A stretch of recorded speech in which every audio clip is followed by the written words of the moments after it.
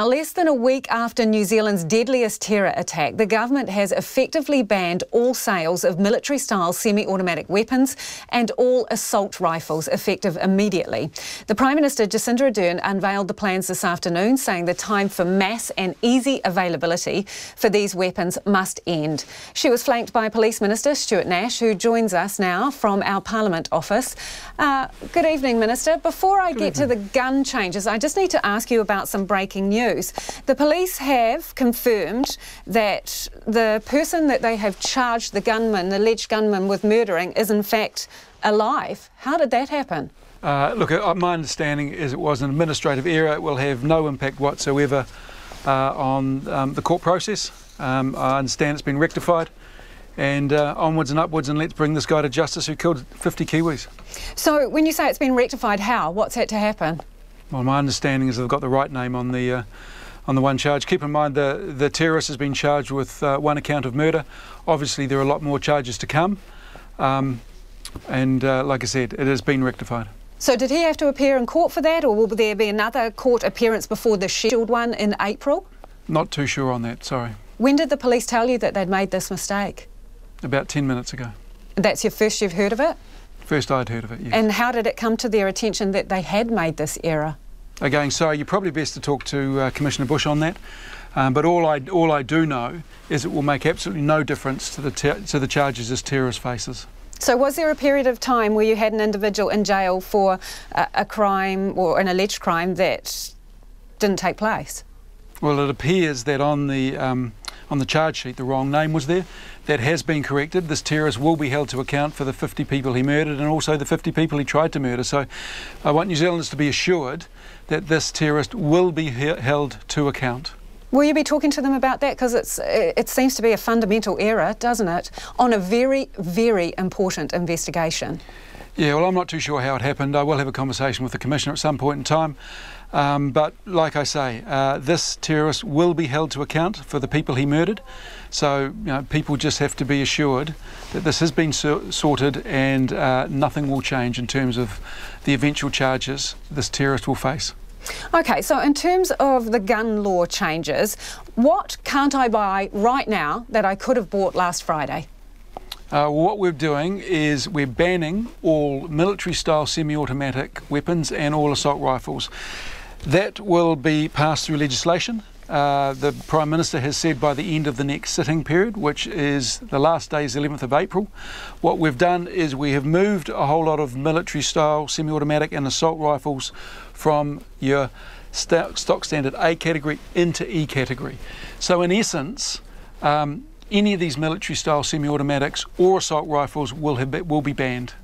So that's a stopgap until you change the legislation. Could I still buy magazines, multi-firing magazines, with 30 rounds in them? Can I still buy those as of today, this afternoon? Well, you can as of today, but don't waste your money because they will be illegal in 3 weeks' time. So what encouragement are you going to offer people to hand these back? Well, we do recognise that, we are criminalising, well, potentially those who weren't before this order came into place. So there is a buyback scheme. The details we're just working through at this point in time, but there will be a fair and reasonable price paid for weapons. So how much do you think that's going to cost and what budget will it come out of? Well, I'm not too sure what budget it'll come out of, but we've been given an estimate by Treasury of between $100 and $200 million. Now, I know that's a very wide figure, but this is part of the problem we're facing. We just have absolutely no idea how many of these weapons are out there because of a potential loop in the legislation. Doesn't that, though, create an additional problem for you in a buyback or an amnesty? Because you'll actually have no idea what percentage of the weapons have been returned. No, but we will know how many weapons have been returned, of course.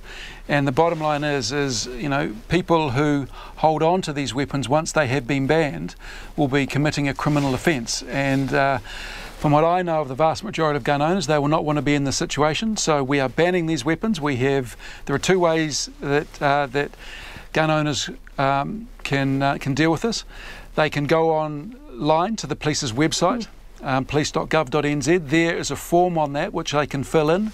But they're not your problem, are they, Minister? And I'm sorry to interrupt, but the sort of law-abiding citizen is not your problem. It's the other people who are your problem, and you have no idea how many of these weapons are out there. So this could have really limited effect. Well, it is. Law-abiding citizens are not our problem, but we want to work very closely with them, because what we have done is we have banned weapons which were previously legal.